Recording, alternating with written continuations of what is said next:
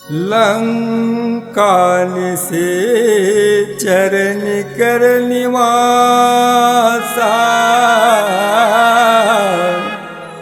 और यहाँ कहाँ सज्जन कर बासा। प्रेमी श्रोते समाज, भगवान श्री रामचंद्र जी के काम बनाए भर हनुमान जी महाराज लंका में गए तो का देखे विभीषण के छोड़े भैया वहां सब निशाचर जा करके विभीषण महाराज से मिले, प्रेम व्यवहार प्राप्त करे, अशोक वाटिका में पहुंच गए, माता जानकी के आशीर्वाद प्राप्त कर लिया। अक्षय कुमार आगे, अक्षय कुमार के साथ में घोर युद्ध हुई, अक्षय कुमार के वध कर दी हनुमान जी महाराज। अक्का बात ल जब जम्मू माली मन ओकर सैनिक मन रावण ला बताई तब मेघनाथ ला भेज दी। मेघनाथ जब आगे तो हनुमान जी के संग में घोर युद्ध जो हुए, शुरुआत प्रारंभ हो गए ओकर साथ लड़ाई है। अब युद्ध जब चलत रहा है तो आखिरी तक मेघनाथ के नस नस ढीला हो गए लड़त ले, तब ब्रह्म अस्त्र के प्रयोग कर दी। अब ब्रह्म अस्त्र के प्रयोग में हनुमान जी महाराज ब्रह्मा जी के मान रखे बर भैया ब्रह्मास्त्र में बंधा गए और बंधाए के पश्चात रावण के दरबार में आकर के खड़ा हो गए। रावण से भी मिल रहे थे। रावण पांव ले सिर तक हनुमान जी महाराज देखेगा और देखे के बाद कहते इसी बानर से तुम लोग डर रहे थे। तब मेघनाथ कहते महाराज ये बानर दिखा मजद का सीधवा है, ओतके खतरनाक और बड़ा मायावी है महाराज। ये कहीं चते कस्त्र चत्र चलाए तेमा बस बनी आई, तब ब्रह्म अस्त्र ला आखिरी में संधान करके छोड़े तब काबू माई।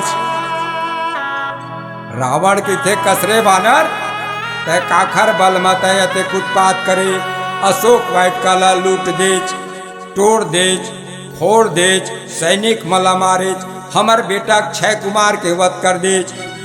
हनुमान जी कहते महाराज मोला जेन हमारिस न केने मैं मारे हाँ, और मैं हाँ त्रिलोकपति श्री रामचंद्र जी के सेवक और माता जानकी के पता लगाए बर आए हवा और तोड़ में ला करके कही मैं ब्रह्मास्त्र में स्वयं अपन इच्छा से बंधे हवा। एक स्थिति महाराज तय कही भगवान श्री रामचंद्र जी है सूर्य के समान हवा और तय जुगनू के समान है, लंका ला विनाश होल बचाना चाहता है, तब कही तय भगवान राम के शरण में जाओ। रावण रहा तीन क्रोधित हो गएगा, आग बबूला हो गए और कही चे बानर के पूंछ में आग लगा दो। कपि के ममता पूंछ पर और सब हूँ कहो समुझाए।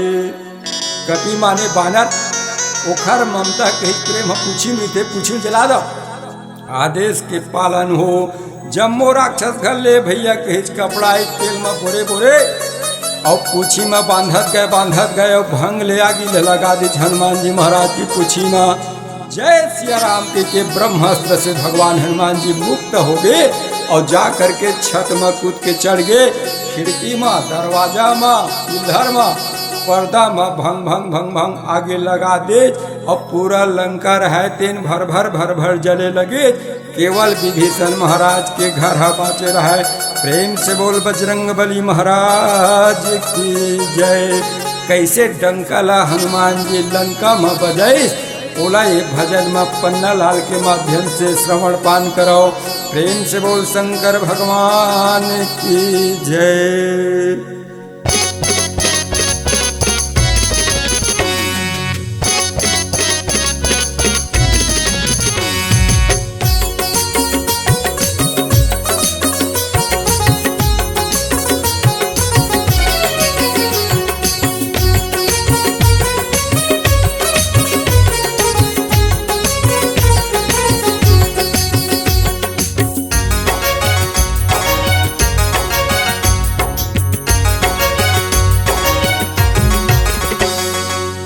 लंका में डंकला बजाए हनुमान जी ते, लंकम डंकला बजाए, लंकम डंकला बजाए, हनुमान जी ते लंकम डंकला बजाए। राम जी के काजला बनाए, राम जी के काजला बनाए, हनुमान जी ते लंकम डंकला बजाए, हनुमान जी ते लंकम डंकला बजाए, हनुमान जी ते लंकम डंकला बजाए।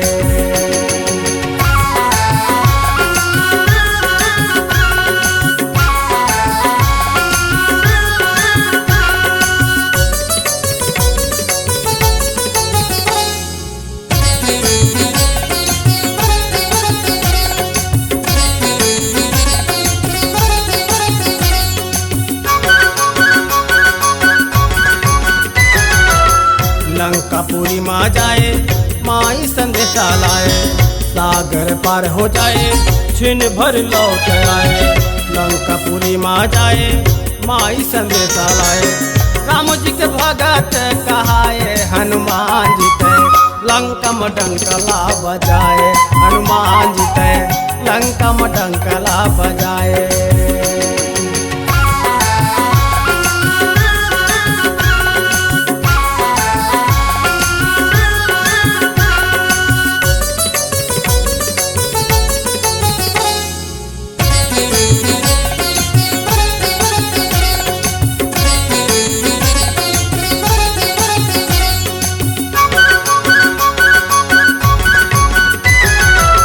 प्रभु संदेश सुनाए, गर्वन मन में आए, प्रभु संदेश सुनाए, गर्वन मन में आए।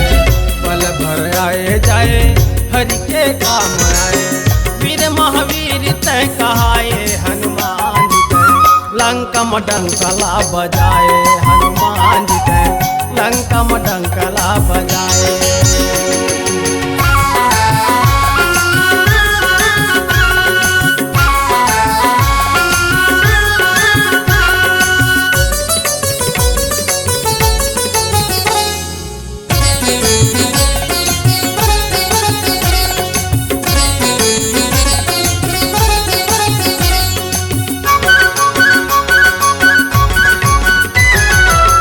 राम जी के भक्ति पाए, अजर अमर हो जाए, भक्तन गुण लगाए, युग युग तहर आए। राम जी के भक्ति पाए, अजर अमर हो जाए, अंजनी के लाल कहाए, हनुमान जी ते लंकम डंकला बजाए, हनुमान जी ते लंकम डंकला बजाए। राम जी के काजला बनाए,